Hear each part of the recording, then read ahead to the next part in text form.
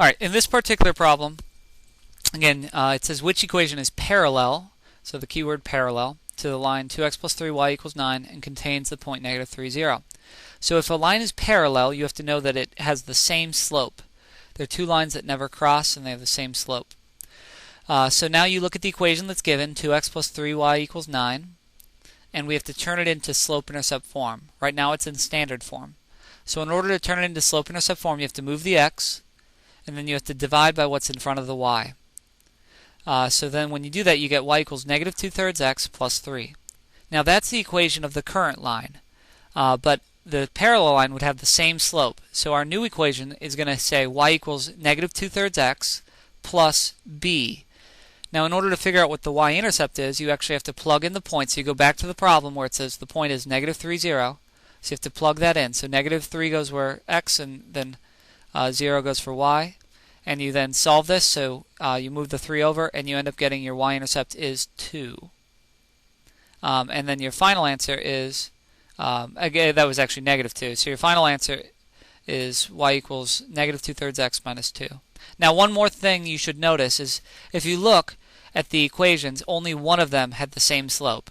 So you could have figured out the answer was C without doing the whole problem. Alright, in this particular problem, it says to find the equation of the line AB for the figure. So the first thing I do is look at your picture and identify where A and B are. So we need that equation of the line through those points. Well, in order to have an equation, your basic form is y equals mx plus b. So you need your slope and your y-intercept. Well, you can read the y-intercept just by reading point A. So point A has the y-intercept of 0, 7. Now in order to find the slope, you have to find the rise over the run, so the delta y over delta x. Well, in this case, we're going down, so you're going down from 7 to 3, which is negative 4 spots, and you're going over from 0 to 5, which is 5 spots. So your slope is negative 4 over 5. When you then put those together, you get your equation, which is y equals negative 4/5 x plus 7. Alright, in this particular problem, it says lines P and Q are perpendicular, so we're identifying the slope of Q. Now the key word here is perpendicular. If it says the slope is perpendicular, that means they cross at a 90-degree angle, and the slope is a negative reciprocal, so the opposite reciprocal of the other one. Well, all we know right now is about line P. So what we can do is find the slope of line P. So you identify 2 points on the graph. Alright, in this case the points are negative 5, comma, negative 3, and positive 1, positive 5, 1. So we do delta y over delta x, which is change in y over change in x. In this case, we're going up from negative 3 to 1, that's up 4 spots. And then we're going over from negative 5 to 5, which is over 10 spots. When you simplify that, you get 2/5. Now again, line Q is that opposite reciprocal, so you have to flip the fraction and change the sign. So instead of being positive 2 over 5, it's now going to be negative 5 over 2. So that is the slope of your perpendicular line. Alright, in this particular problem, again, skim to find what it's asking for. So it says down at the bottom, find the equation of the line for the data. So in order to find an equation, you always start y equals mx plus b, where m stands for your slope and b is your y-intercept. So in this case, you can't read the y-intercept, so we're going to have to just start by finding the slope. So if you identify your 2 points, we got 4, 1, and what's that? 8, 4. So we're going to do delta y over delta x. So in this case, we're going up from 1 to 4, that's up 3 spots, and then over from 4 to 8, which is over 4. So our slope is 3/4. So we say y equals 3/4 x plus b. Now in order to figure out b, we have to plug in a point. We can't read it like we normally can because it's off the charts. So we plug in the point 4, 1. 4 goes in for x and 1 goes in for y. So you multiply 3/4 of 4 is 3, and then you move the 3 over, so you get b equals negative 2. So your final equation is just y equals 3/4 x minus 2.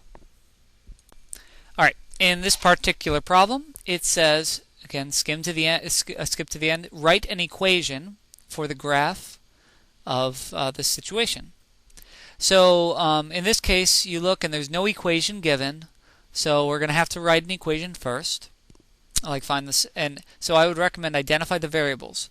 So it says x is the number of hours, and y is the distance in miles.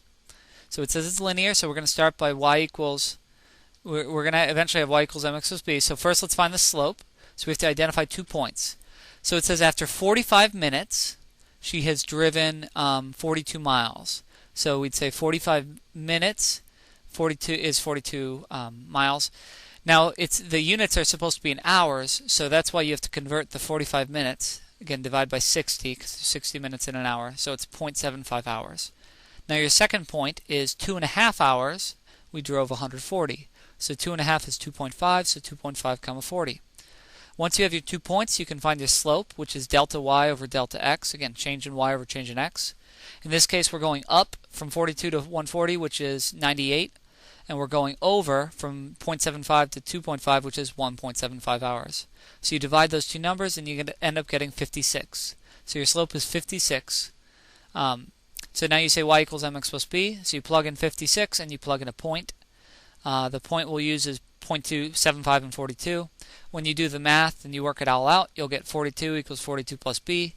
And then b ends up equaling 0. So your final equation is just y equals 56x plus 0, or y equals 56x.